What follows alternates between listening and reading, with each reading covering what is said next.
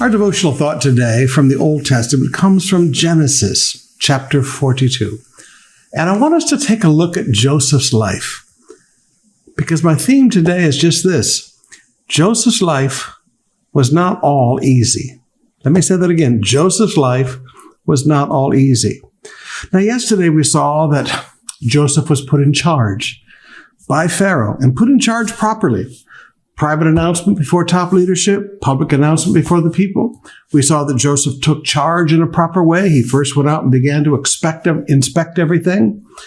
But now you and I look at Joseph and go, he's got it made. He's on easy street now. He controls great wealth. He yields great authority and power. From this point forward in Joseph's life, everything's going to be wonderful. But that's not the reality of what the scriptures show us. Look at chapter 43, verse 32, to begin to get a glimpse into the real life of Joseph.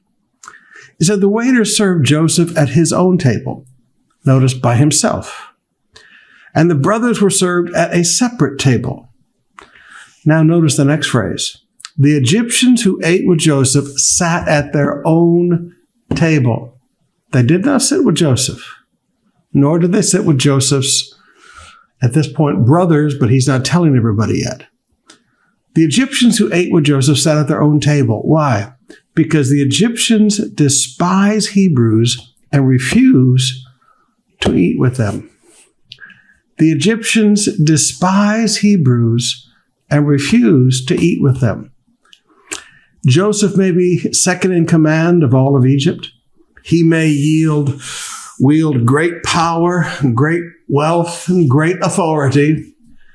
But Joseph faces horrible bigotry every single day of his life. How many times when he sat at banquet with Pharaoh and his officials, was there a private table set up just for him because they would not sit down at the table with him? How much bigotry and how much prejudice did he endure over an entire lifetime in spite of his great wealth and great authority? How many sneers did he face as he rode the chariot of the second in command through the city? How many comments and innuendos from those in Pharaoh's court? How much resentment did he face from people who looked at him and saw his wealth and his power and his authority and were jealous and envious and despised him for it? Now, when you look at this, you go, grabe talaga, I'd never thought about what Joseph's life was really like. Yes, he was there to rescue Israel. Yes, he was there to hold the promise and to keep the promised people alive during great famine.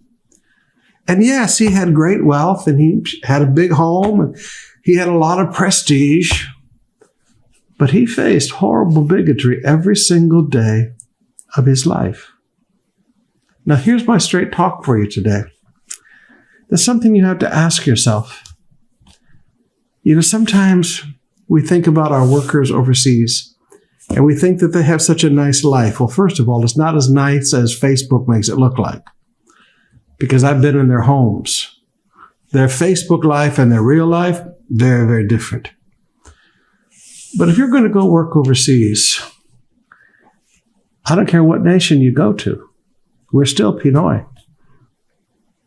Can you face the jealousy and envy when people look at your success? When God's hand of blessing comes upon you and you have success, when you get the promotion that, forgive me, person who lived there did not get, and you got the promotion and not them? Now, beloved, at some point or another in your life, you're going to have to realize the best place to prosper is right here at home. If you're going to prosper working overseas, you're going to have to be willing to face the bigotry and the prejudice. Life is not all that easy overseas.